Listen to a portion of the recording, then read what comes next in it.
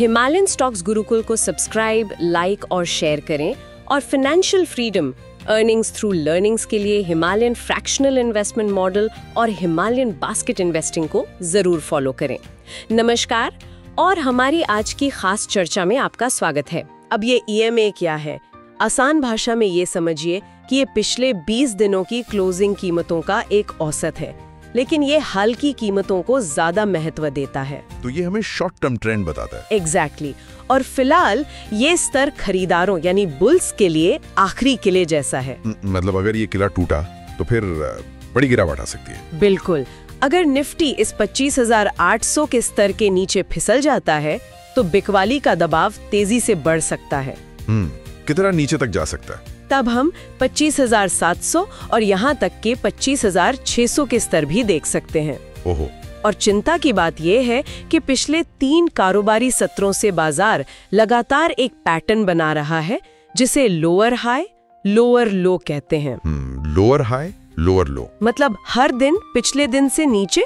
हाँ, इसका मतलब है कि हर दिन बाजार पिछले दिन के उच्चतम स्तर से नीचे अपना नया हाई बना रहा है और पिछले दिन की न्यूनतम स्तर से नीचे अपना नया लो बना रहा है। एक तरह से सीढ़ियों से नीचे उतरने जैसा। बिल्कुल। और ये कमजोरी का साफ संकेत है। आज की तस्वीर तो साफ है, एक धारदार चाकू पर चलना है।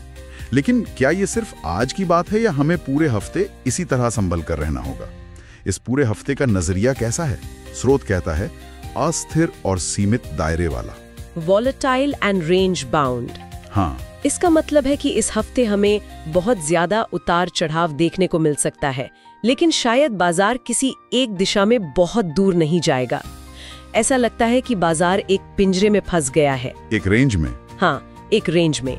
इस पिंजरे का निचला हिस्सा है 25,600 और ऊपरी हिस्सा है 26,100। बाजार इन दोनों स्तरों के बीच ही गोते लगा सकता है। और इसे ही कंसोलिडेशन कहते हैं ना? बिल्कुल, जहां खरीदार और बिकवाल दोनों एक दूसरे पर हावी होने की कोशिश करते हैं, लेकिन कोई जीत नहीं पाता। और इस उठापटक या अस्थिरता के पीछे कोई खास वजह?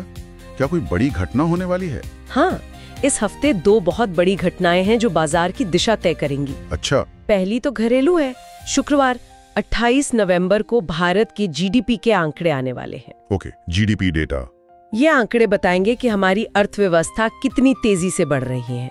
अगर आंकड़े उम्मीद से बेहतर आए तो बाजार को सहारा मिलेगा और अगर खराब आए तो दबाव बढ़ेगा। और याद रखिए, ये सारी जानकारी और विश्लेषण हिमालयन स्टॉक्स गुरुकुल की तरफ से था। उनके चैनल को सब्सक्राइब, लाइक और शेयर करना बिल्कुल ना भूलें।